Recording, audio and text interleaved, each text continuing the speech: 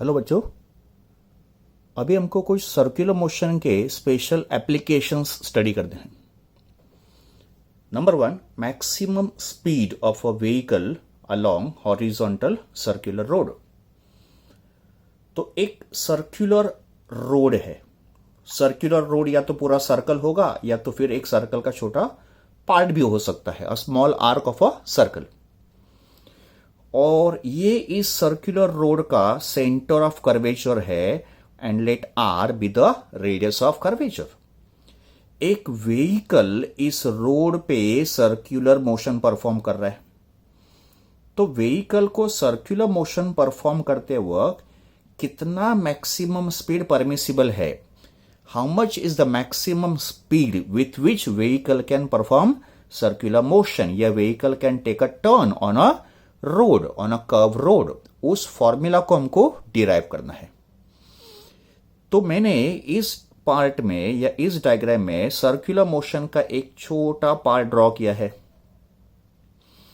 Now ये एक small part है सर्कुलर रोड का, a small arc we can say. और ये सर्कुलर रोड जो है ये ऐसे राइट की तरफ मुड़ रहा है। तो this road is turning towards right.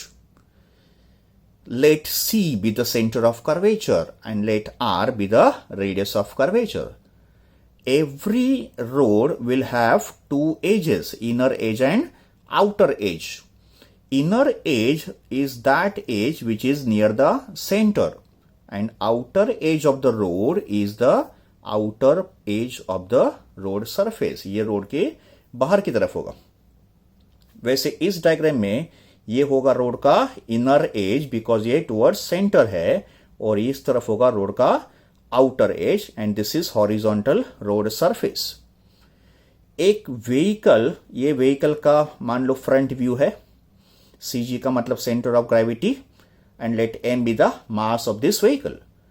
Now जब भी कोई व्हीकल रोड पे मूव कर रहा है तो 3 forces will act on the vehicle. पहले हम लोग फोर्सेस को एनालाइज करते हैं कि व्हीकल जब भी रोड पे मूव करता है, व्हीकल कोई भी हो, 2 व्हीलर, 3 व्हीलर, 4 व्हीलर, किसी भी टाइप का व्हीकल हो, तो ये जो थियरी है ये सब टाइप के व्हीकल के लिए एप्लीकेबल है। तो forces acting on a vehicle, चलो हम लोग एग्जाम्पल लेते हैं कार का, बट कार के अलावा कोई भी व्हीकल वो हो सकता है, 2 व्हीलर, 3 व्हीलर या 4 wheeler. So when a vehicle is moving on a road, 3 forces will act on the vehicle. Number 1, weight of the vehicle, and weight का formula होता है m into g, where m is mass of the vehicle and g is acceleration due to gravity. And we know that weight always acts vertically downward towards the center of the earth. तो इस diagram में vehicle का जो wait होगा वो ऐसे downward direction में act करेगा, और ये जो वेट है ये एक फोर्स है जो व्हीकल ने रोड के सरफेस के ऊपर अप्लाई किया है। Second, normal reaction. नाउ अगर हमने इस फोर्स को एक्शन कंसीडर किया तो रोड सरफेस भी व्हीकल को एक रिएक्शन फोर्स देगा according to Newton's third law. तो रोड सरफेस ने व्हीकल को जो फोर्स अप्लाई किया है यह है नॉर्मल रिएक्शन। नॉर्मल का मतलब perpendicular, because this reaction force is perpendicular to the road surface. तो normal reaction will act vertically upward. इस व्हीकल का वर्टिकल डायरेक्शन में कोई मोशन नहीं हो रहा है, vehicle is moving on horizontal road. Now since vehicle does not have any vertical motion, इसका मतलब these 2 forces must balance each other, and इन दोनों का रिजल्टेंट फोर्स होना चाहिए 0, because they are equal and opposite. Third force is the force of static friction. ये जो frictional force होगा ये व्हीकल के टायर और रोड के सरफेस के बीच में होगा, and while taking a turn frictional force will be towards the centre of curvature. तो direction of static friction is towards the centre of curvature, and this force which is pointing toward the center will act as a necessary centripetal force. अभी हमको मालूम है कि static friction force is given by the formula mu s into n. यहां पे mu s होता है coefficient of static friction, s का मतलब static, तो mu s is coefficient of static friction and n is the amount of normal reaction. But as we can see, for a horizontal road, normal reaction जो है वो mg को balance कर रहा है. इसका मतलब n equals to mg. तो मैंने n को लिखा m into g. तो force of static friction is mu s into n या mu s mg. What is mu s? It is coefficient of static friction. Now इस car को अगर safely circular road पे move करना है तो ये जो स्टैटिक फ्रिक्शन फोर्स है ये व्हीकल को सेंट्रीपिटल फोर्स प्रोवाइड करना चाहिए. बिकॉज अगर कोई बॉडी सर्कुलर मोशन कर रहा है तो उस बॉडी पे एक सेंट्रीपिटल फोर्स एक्ट होना चाहिए.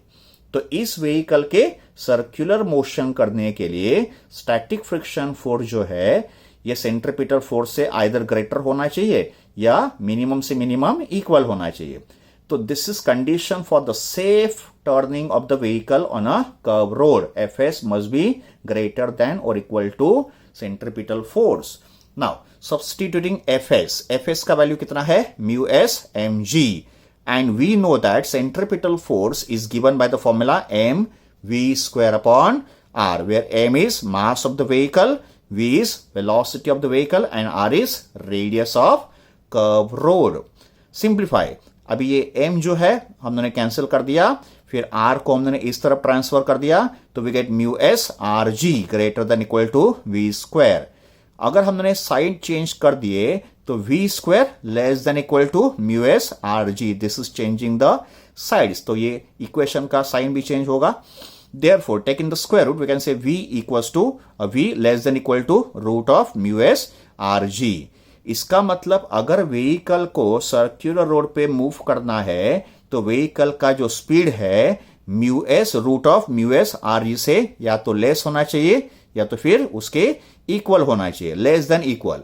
इसका मतलब maximum speed of the vehicle on a circular road is given by Vmax equals to root of mu s rg, where mu s is coefficient of static friction, r is radius of curvature of the road, and g is acceleration due to gravity.